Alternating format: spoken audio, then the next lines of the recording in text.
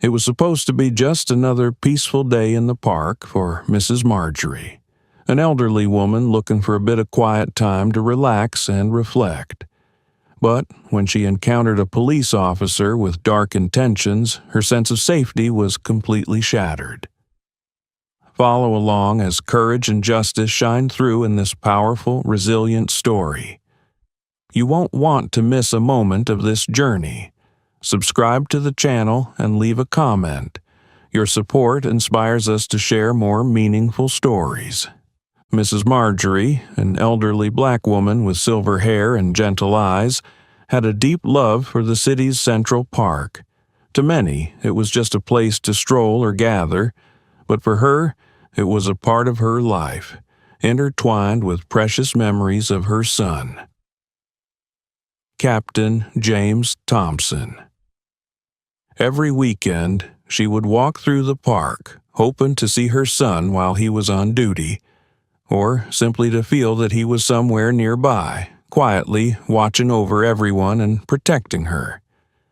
Mrs. Marjorie walked slowly along the small stone path, breathing in the fresh morning air.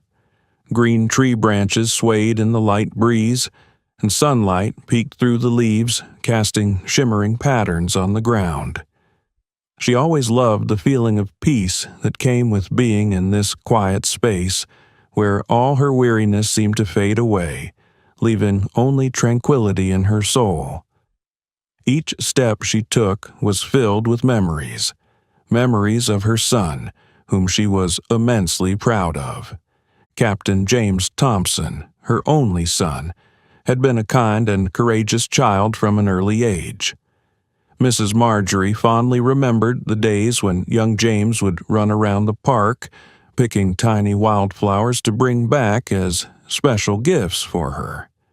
Those memories were so deeply etched that even now, as James had grown into a brave and responsible police officer, she could still see the image of her little boy in every corner of the park. Since James had joined the police force and was assigned to patrol the park, it had become even more special to her. She would often reassure herself, "With James here, I'm always safe." That thought was a comforting reminder of the protection her son provided, the son she trusted completely, who had chosen a path to uphold justice and peace for the community.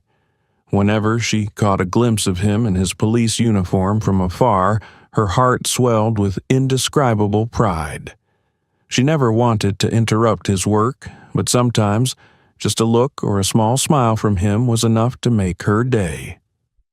That day, Mrs. Marjorie decided to visit the park once more. She chose a simple outfit with a light blue scarf, the color her son always said looked good on her. She walked with quiet joy, hoping that today she might catch a glimpse of him from a distance, or even exchange a few words. Every weekend she came here, she carried a small hope for an unexpected encounter, a touch of warmth to strengthen her in life. She walked slowly, savoring each moment in the familiar space.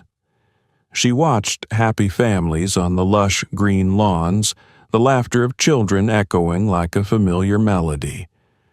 Each time she saw such scenes, she thought of her young James, memories that always softened her heart, filling it with warmth and love. But Mrs. Marjorie couldn't know that today would be unlike any other visit. Today, she would face the greatest challenge she had ever imagined in the very park she loved so dearly. Walking to a quieter area where smaller paths cut through dense shrubbery, Mrs. Marjorie stopped to rest on a stone bench. She sat there, enjoying the quiet moment with her eyes closed, listening to the rustling leaves and the gentle scent of greenery. Suddenly, she heard footsteps approaching. She opened her eyes and saw a police officer standing there, someone she hadn't seen before. He stood right in front of her, his gaze cold and hostile, giving her a sense of foreboding. "Hello there," the officer said, but it wasn't a friendly greeting.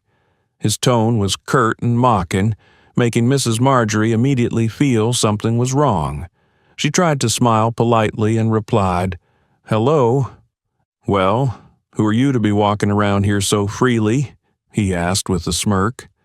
Mrs. Marjorie was a little surprised by the question, but responded gently, "I'm just here visiting my son. He's on duty here." At her reply, the officer's expression shifted from indifference to clear disdain.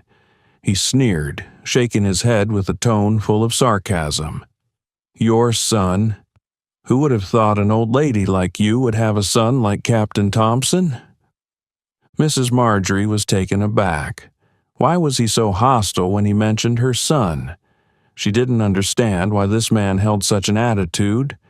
An unease began to grow within her. She wanted to stand up and leave, but he stepped closer, blocking her path in a menacing way. "Excuse me, I'd like to go," she said, trying to keep calm. But the officer didn't move. He stood firmly in front of her, looking her up and down before sneering. "You think you're special just because your son's a captain?"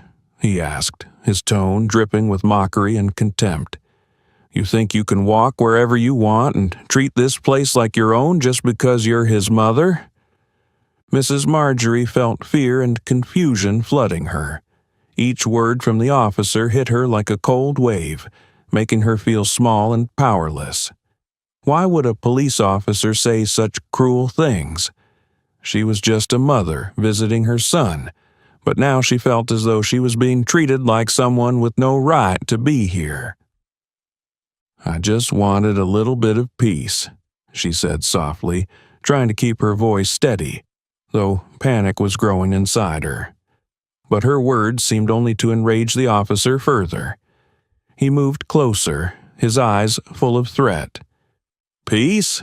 he laughed, a chilling sound that made Mrs. Marjorie shudder. "You and people like you think you're above everything because you have family in high places.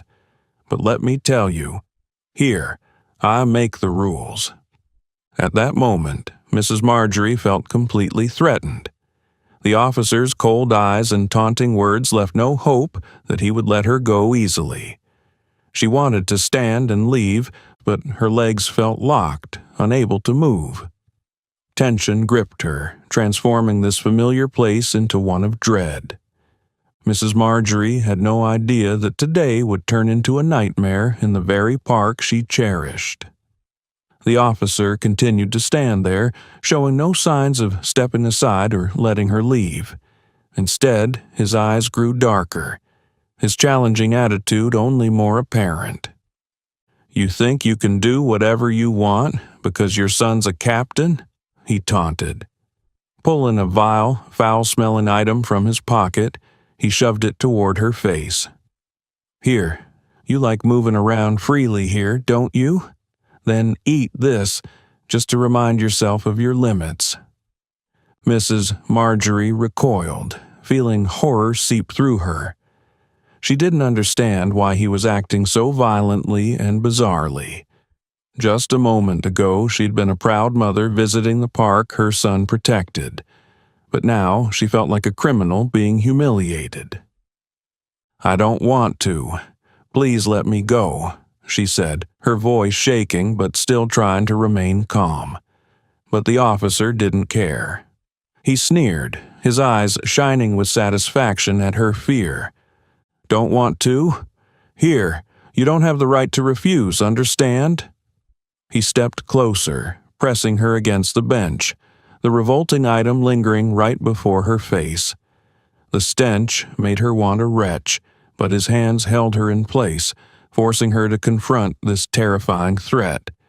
She tried to look away, but the officer's aggression and intimidating demeanor made it impossible not to feel the fear tightening every nerve in her body. "Please," she whispered, hoping he would understand and stop. But the officer only laughed louder, his eyes gleaming with triumph. "Please?" he mocked. "You think begging will work? No, you and your captain's son need to know you're not special at all." He then shoved the item closer to her, forcing her to take it, while all she could do was sit there, trembling, not daring to resist. She felt each passing second like a heavy weight. All thoughts of safety, of joy in visiting the park, had vanished. She only wanted to escape from this place, from this man, but he seemed determined not to let her go. His abuse of power was all too clear, and she felt utterly helpless in the situation. Mrs. Marjorie closed her eyes tightly, partly to avoid seeing the disgusting object in front of her, and partly to hold back the fear rising within. In her mind, one thought echoed. "James, where are you? Do you know your mother needs you?" She hoped for a miracle, that her son would appear and take her away from this nightmare. But the officer's coldness, the foul smell, and the looming threat enveloped her, trapping her in a nightmare with no escape. But just then, as if by a miracle, she heard the hurried sound of footsteps on the path in the distance. Her eyes filled with hope, and her heart nearly burst as she recognized the familiar silhouette of her son. Captain James Thompson, quickly approaching. Captain Thompson recognized his mother from afar, but what he saw made him pause momentarily, his eyes darkening with anger and horror. His beloved mother, whom he cherished and wanted to protect, was sitting on a bench, her face filled with fear and her hands shaking, while the officer in front of her looked aggressive and defiant. He didn't know what had happened, but just seeing his mother's tear-filled eyes told James that she needed him now more than ever. "What's going on here?" Captain Thompson's voice rang out, strong and commanding. He stepped forward, his gaze cold, focusing on the officer before his mother. The officer flinched slightly, but tried to keep his composure, though a hint of unease crossed his face. He immediately took a small step back, trying to feign nonchalance, but Captain Thompson's eyes didn't miss the hint of worry in his expression. "Mom, are you all right?" James asked gently, though his voice was firm. He stepped over to her, placing a hand on her shoulder and feeling the tremor through her frail shoulders. Mrs. Marjorie looked up at her son, her eyes tearful, but there was newfound hope in them, the hope that all this horror would end with his presence. She nodded slightly, trying to reassure him, but James saw the fear and hurt clearly in her eyes. He turned to the officer, unable to suppress his anger, his voice turning ice cold. "What exactly did you do to my mother?" The officer cleared his throat, trying to remain calm. "I was just doing my job, Captain. She needed a little reminder not to walk freely in this area." "A reminder?" James repeated, each word laced with restrained fury. "You remind my mother by threatening her and forcing her to eat this?" He pointed to the repulsive item the officer still held. "This is what you call doing your job? Harassing an elderly woman simply because she's my mother?" The officer began to stammer, his eyes shifting as if looking for an escape from the tension. I thought she needed to know her limits, that no one has the right to move around freely just because they have powerful relatives," he muttered, but in the face of Captain Thompson's piercing gaze, every excuse seemed meaningless. James didn't need to hear more. He looked at the officer with an authoritative glare, his voice cold and final. "You have no right to abuse and threaten citizens like this, especially not someone who has done nothing wrong and is here just to enjoy her time in a public park." The officer tried to hold on to a tough front, but under Captain Thompson's command, he began to show fear. His earlier arrogance and hostility quickly faded, replaced by unease. He took a step back, avoiding James's gaze, but James wouldn't let him get away so easily. "Mom, let me take you home," James said softly to Mrs. Marjorie, squeezing her shoulder gently to comfort her. Mrs. Marjorie nodded, but she couldn't look away from the officer who had caused her such terror in such a short time. But before James could lead her away, he pulled out his radio, his tone firm. "I need assistance at my location. There's a serious case of abuse of power here." He glanced at the officer, his gaze unwavering, causing the officer to grow pale. You can't do that. I was only doing my job," the officer protested, but his voice lacked the confidence it once had, his words betraying his fear. He knew that this time his actions wouldn't be so easily overlooked. James ignored his excuses, his gaze steady, his hand still resting protectively on his mother's shoulder. In his eyes there was only anger and a determination to protect his mother, the woman who had silently watched over him and loved him all his life. "Mom, you're going to be all right. It's over now," he whispered to Mrs. Marjorie, his voice filled with reassurance but also a silent promise that he would never let anyone hurt her again. Mrs. Marjorie nodded softly, her heart warmed by her son's protection. Seeing the strength and resolve in James's eyes, she knew she had found not only comfort, but also an unbreakable shield. In his embrace, she knew all the fear had passed, and from now on, she would never have to face such terror alone. A feeling of safety filled Mrs. Marjorie, and she realized that no matter what had happened, her son's love and protection were what gave her strength, even when facing abuse of power and injustice. But for Captain Thompson, this wasn't over. Inside him, a wave of anger simmered at the thought of how the officer had abused his authority and threatened his own mother. He turned to the officer, his voice calm but with a terrifying firmness. "You will be held accountable for your actions. Here, no one has the right to insult or threaten others, especially not an elderly woman here, simply to enjoy a peaceful time in the park." The officer tried to look nonchalant, but his eyes betrayed his anxiety. He knew that going against someone as respected and influential as Captain Thompson had been a grave mistake. His face turned pale, and he began to back away, as if looking for a way out of the situation. But Captain Thompson had no intention of letting him escape easily. Just then, a nearby patrol team responded to his call for backup and arrived. James's colleagues quickly assessed the tense situation, their expression showing clear surprise as they took in the scene with the officer standing there, now in a position of defense. Captain Thompson signaled to his team, then began to recount the events with professional firmness, detailing every action the officer had taken to threaten, coerce, and insult his mother. One of his colleagues spoke up. "We'll handle this immediately, Captain. This behavior is unacceptable."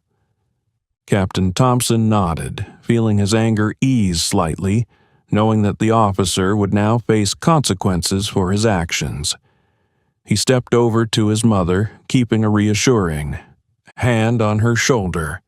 "Mom, this will be resolved soon. I'll make sure he never has another chance to harm anyone again." The officer, now realizing he had no way out, tried to justify himself. I was only doing my job. I didn't mean to harm her." But Captain Thompson didn't let him finish. "Your job is to protect the public, not to abuse your power to threaten and insult an innocent woman, especially one who only came here to find some peace."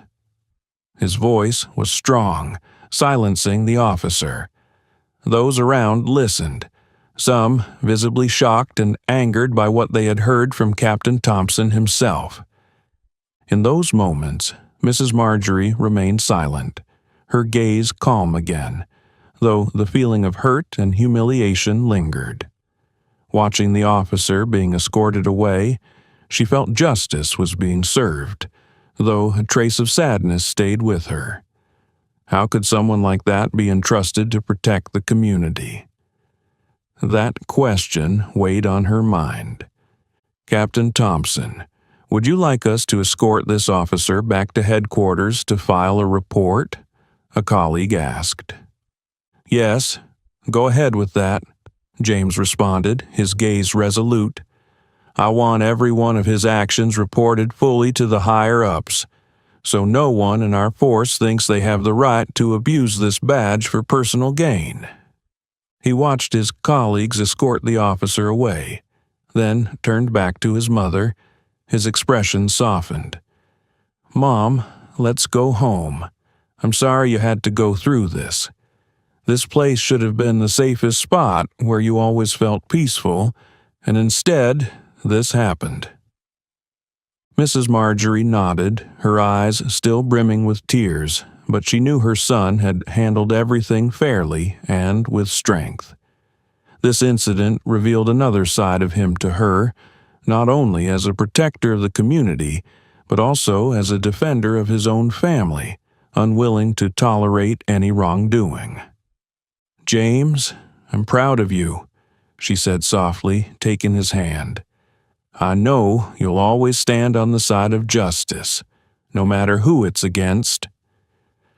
James nodded slightly, a quiet pride swelling within him at her words. He held her hand as they left the park, though a heavy weight still lingered within him. He resolved to do everything he could to prevent such situations from happening again, not only to his mother, but to anyone else in the community he had sworn to protect. As they walked, he knew that today's events were not just an individual's wrongdoing, but a wake-up call to the system itself. Yet, though the matter had passed, an ache remained in James's heart.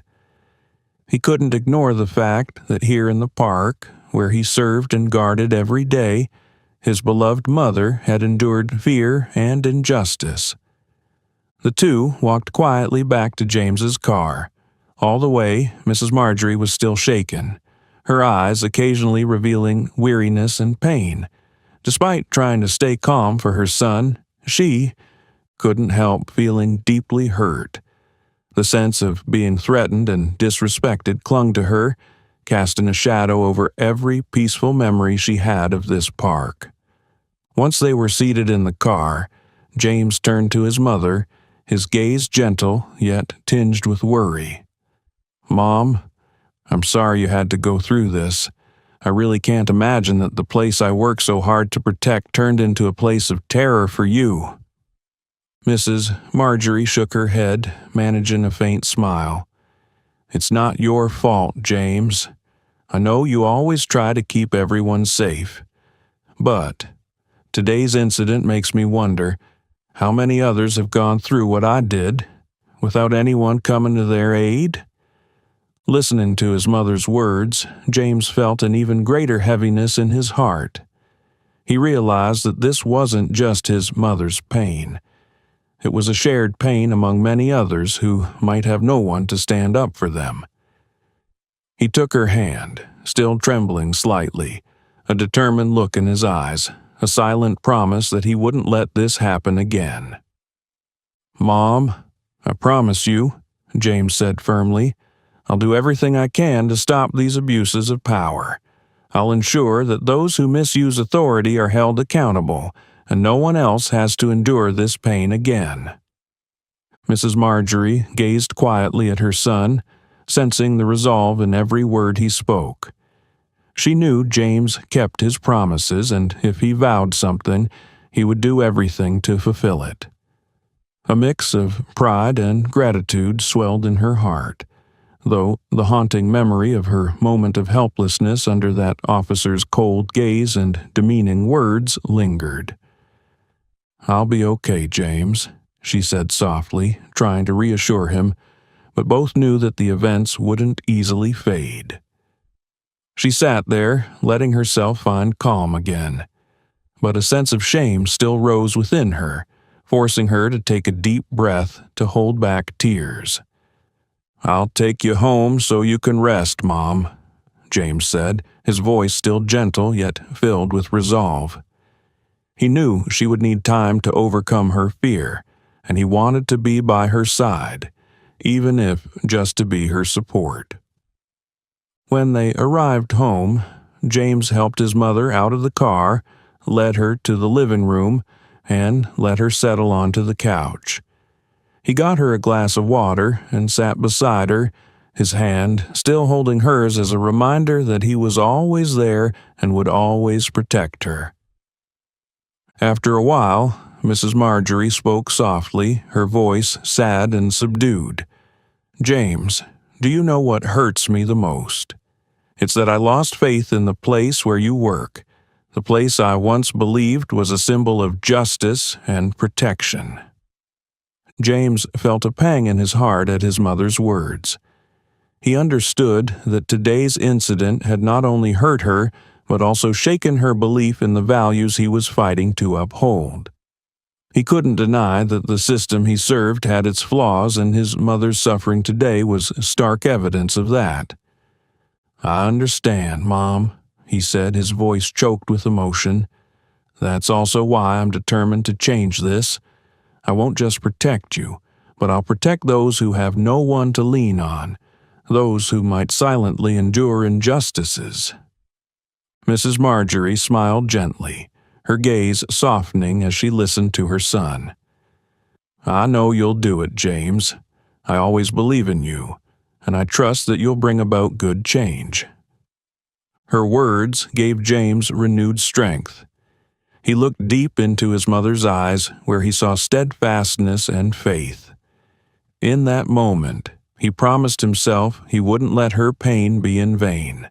From today onward, he would do everything to protect the vulnerable and help restore trust in justice and a fairer system. The two of them sat in silence, filled with emotion. Although today's events left lasting scars, their love and family bond helped them find the strength to move forward. Together, they knew they would face whatever challenges lay ahead.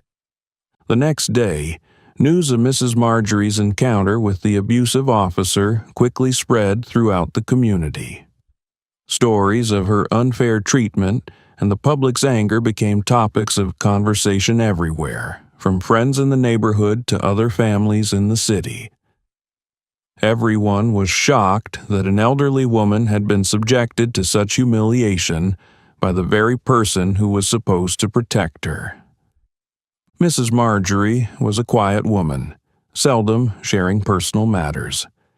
But as her story spread, she received countless messages and calls from neighbors, friends, and even strangers expressing sympathy and solidarity. Those who had seen her stroll through the park or sit under the large tree with a warm cup of tea couldn't believe that one day she'd been forced to face cruelty in a place she cherished. Mrs. Marjorie was moved by the community's support. Every question of concern and message of compassion became a great comfort, easing her humiliation and fear. It wasn't just sympathy.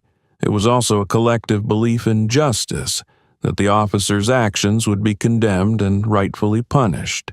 She no longer felt alone or helpless. In her pain, she realized she had not only her family, but an entire community beside her. What touched her most was a call from a young woman named Linda. She shared that she, too, had been a victim of abuse of authority, but had suffered in silence because no one stood up for her. Mrs. Marjorie's story had inspired her to speak out, so that no one else would have to endure injustice in silence. "Thanks to you, I realized I don't have to be silent," Linda said over the phone, her voice filled with emotion. "Your story has shown me that no one should face injustice alone. Thank you for your courage in speaking up."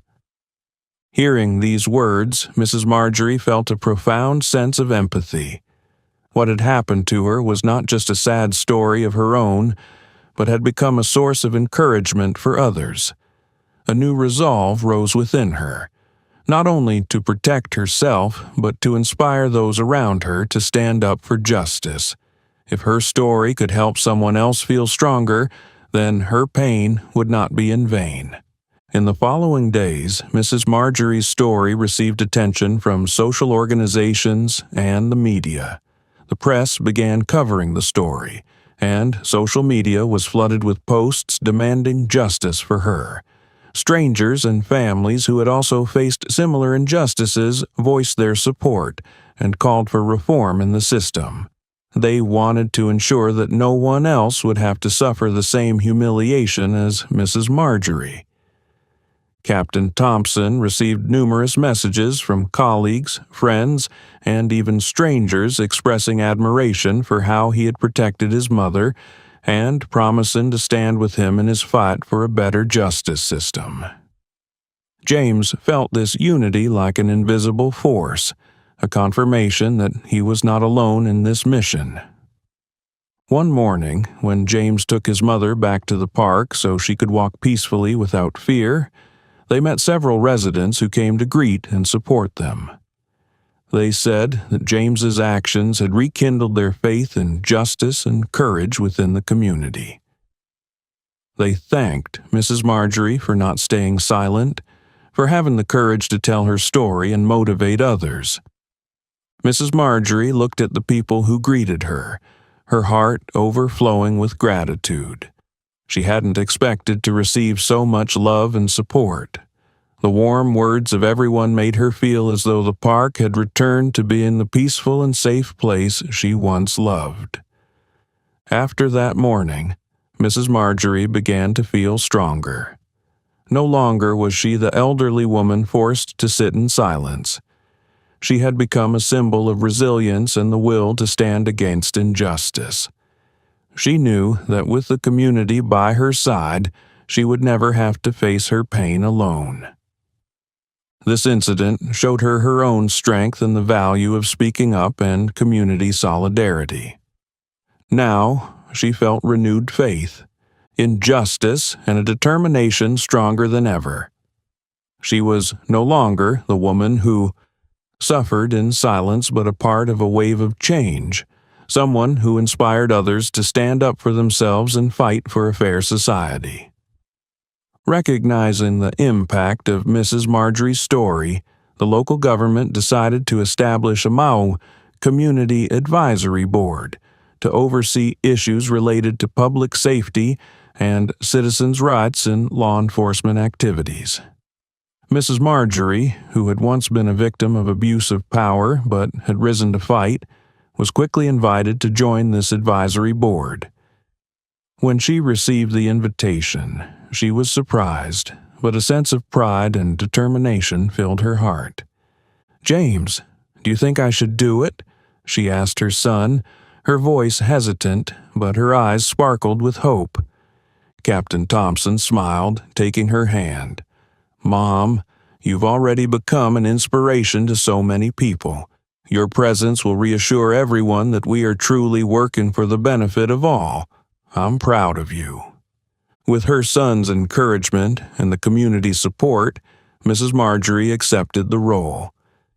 When she officially joined the Community Advisory Board, a new wave of support and hope arose. The community trusted that with Mrs. Marjorie, who had endured such pain, stories of abuse of power would be taken seriously and addressed with greater urgency. In the first few weeks, Mrs. Marjorie attended meetings with representatives from the government, police, and nonprofit organizations. She listened to each story and concern, especially from those who had faced abuses of power and felt a great responsibility on her shoulders.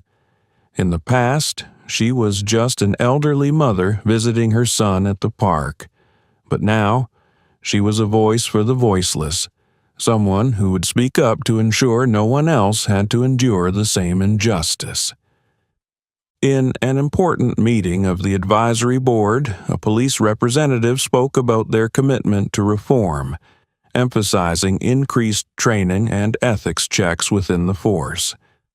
Mrs. Marjorie, with her painful experience, spoke up to share her feelings and remind them of the importance of compassion and respect. "Power is not something to be abused," she said, her voice soft yet clear.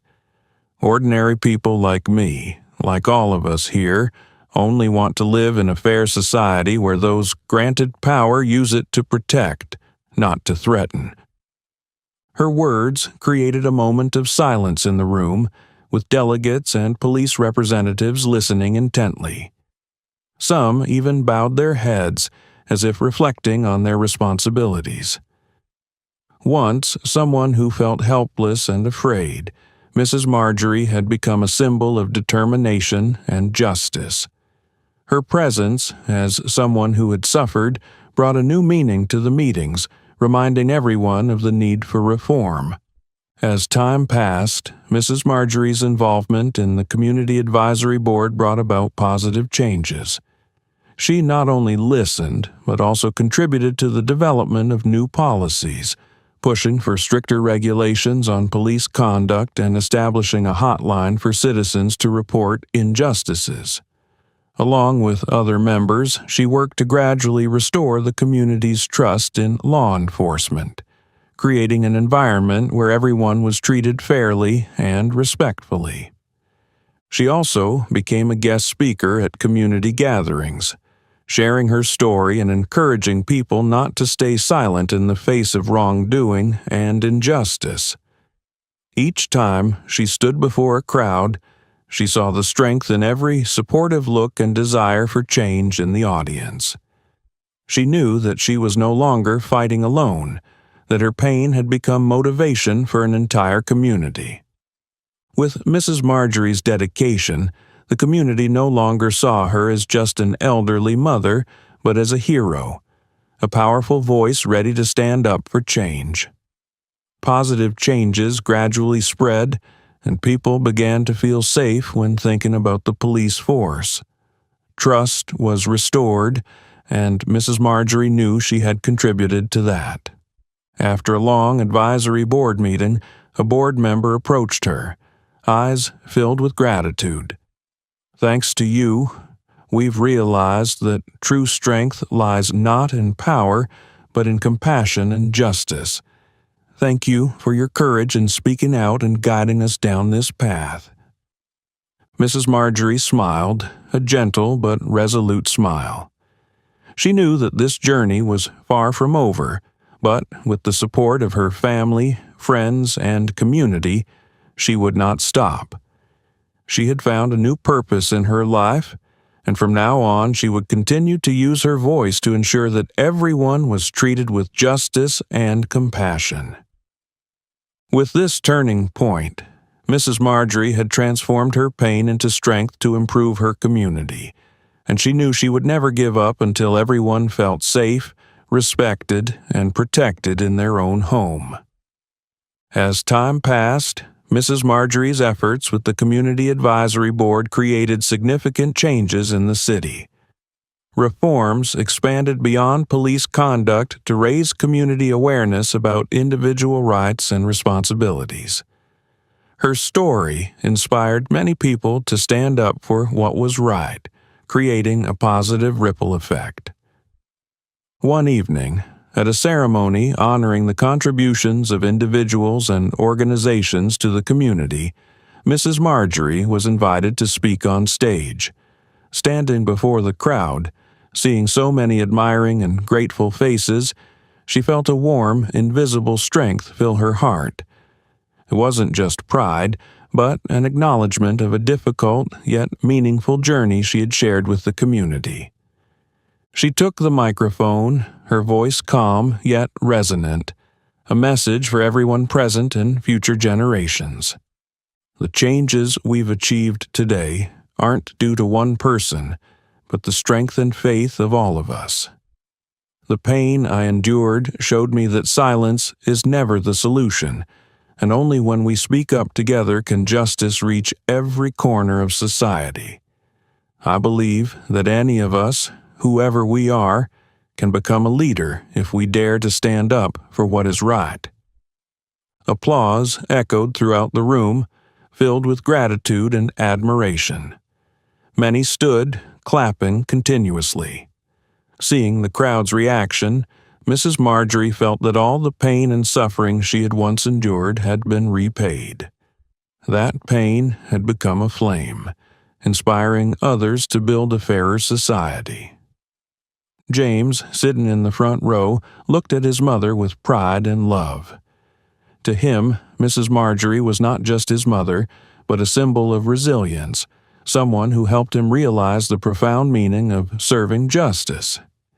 He knew her journey had changed his life, helping him see the true value of his work.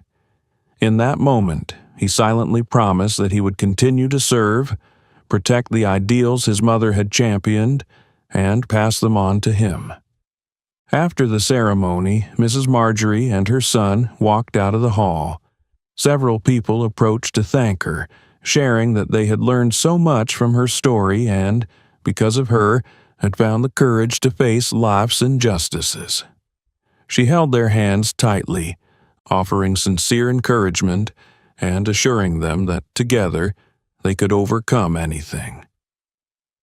As the two walked away, the street lights illuminated their path, lighting up the way ahead. Mrs. Marjorie knew her journey was not yet over, that there was still much to be done to protect and uphold justice. But with the support of her family, friends, and community, she knew she would never be alone. She had left a lasting mark on everyone's hearts, a legacy of courage and resilience, and she believed those values would continue to be passed down to future generations. As she walked with her son, Mrs. Marjorie smiled, a smile filled with faith and peace. Though the storm of injustice had once entered her life, she had turned it into a source of strength to help others. Now, looking toward the future, she was confident that the changes she had helped create would be the foundation for a better society, one where justice and compassion were always upheld. With a bright hope in her heart, she knew she had completed a meaningful mission, and she would forever be a symbol of resilience, compassion, and justice in everyone's hearts. This story of Mrs. Marjorie overcoming pain and injustice, turning it into strength to spread belief in justice and compassion throughout the community, reminds us that even in adversity, each person can create change when they bravely stand for what is right and unite for a common goal. We hope this story serves as a reminder that the power of one individual can make a difference, and when we stand together, a better future is always within reach. Please subscribe to the channel for more inspiring stories like this helping to spread positive values and contribute to building a fairer and more compassionate community. Thank you for being with us.